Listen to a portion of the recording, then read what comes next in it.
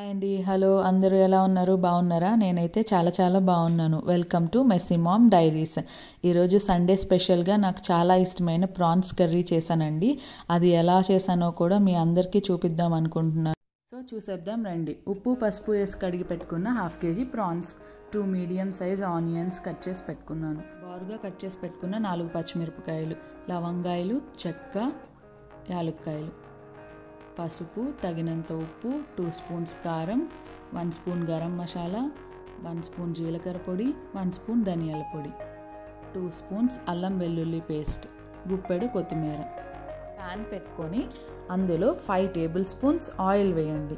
Non veg కర్రీస్కి కొంచెం oil ఎక్కువగానే పడుతుంది కదా, అందుకని నేను 5 టేబుల్ స్పూన్స్ ఆయిల్ వేస్తున్నాను. ఆ తర్వాత అందులోకి మనం తీసుకున్న స్పైసెస్ని యాడ్ చేయండి. ఆ స్పైసెస్ని కూడా కొంచెం ఆయిల్లో వేగనివ్వండి. ఆ ఫ్లేవర్ అంతా ఆయిల్కి వెళ్తుంది. ఆ స్పైసెస్ కొంచెం వేగిన తర్వాత మనం కట్ చేసి పెట్టుకున్న ఆనియన్స్ వేసేయండి. అందులో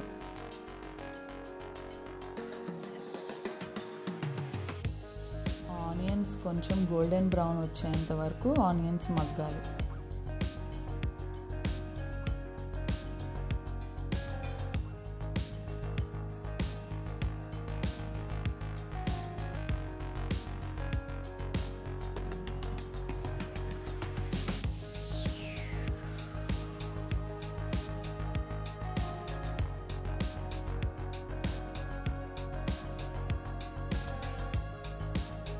ఇలా గోల్డెన్ బ్రౌన్ వచ్చిన తర్వాత ముందుగా మనం కట్ చేసి పెట్టుకున్న పచ్చిమిర్చి కూడా వేసి కొంచెం వేగనివ్వాలి.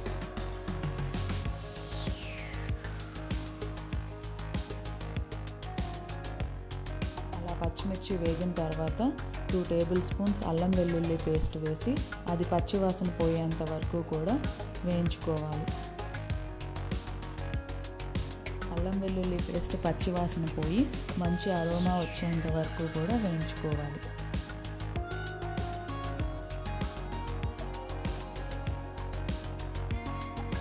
అల్లం వెల్లుల్లి పేస్ట్ పచ్చివాసన పోయిందండి, మంచి అరోమా వస్తుంది. సో ఇప్పుడు మనం రొయ్యల్ని ఇందులో వేసేసుకున్నాం.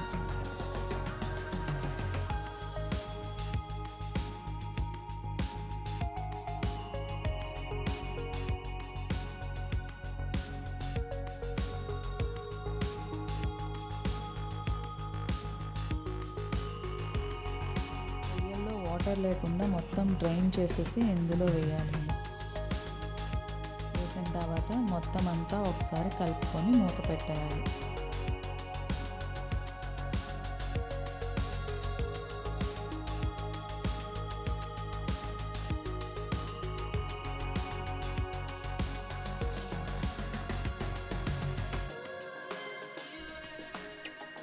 రొయ్యల్లో నుంచి చాలా వాటర్ వస్తుందండి.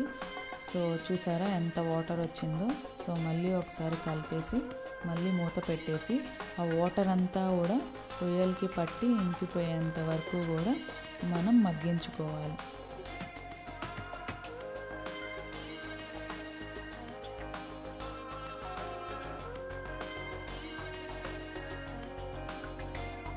చూద్దాం, చూసారా రొయ్యల్లో వాటర్ అంతా కూడా చక్కగా పట్టేసి ఎంత మంచిగా అయిందో.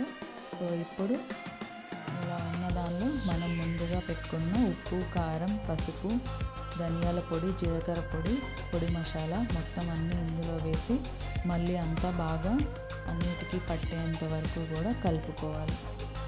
అలా కలుపుకున్న తర్వాత కొంచెం వాటర్ వేసి మనకి ఎంత గుజ్జు అవసరం అవుతుందో అన్ని మాత్రమే వాటర్ వేయాలి.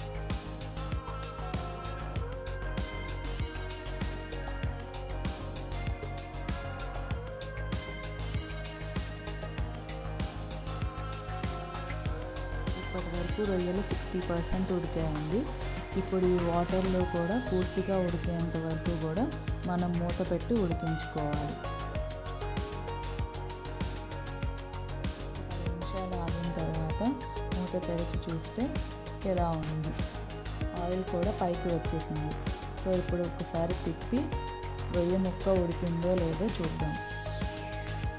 ఇలా పక్కకు తీసి ఒక ముక్క కట్ చేసి చూస్తే మనకి ఉడికిందో లేదో తెలిసిపోతుంది. సో ఇంకా నా కర్రీ రెడీ అయిపోయింది. ఇదండి నా ప్రాన్స్ కర్రీ. మీకు నచ్చిందనే అనుకుంటున్నాను. చూస్తుంటే నోరూరిపోయి తినాలనిపిస్తుంది కదా. సో ఈ వీడియో కనుక మీకు నచ్చినట్లయితే ప్లీజ్ లైక్ చేయండి. ఇంకా మీరు ఏమైనా చెప్పాలనుకుంటుంటే కామెంట్ సెషన్లో తెలియచేయండి. సబ్స్క్రైబ్ చేసుకోవడం మాత్రం మర్చిపోవద్దు. Thank you for watching.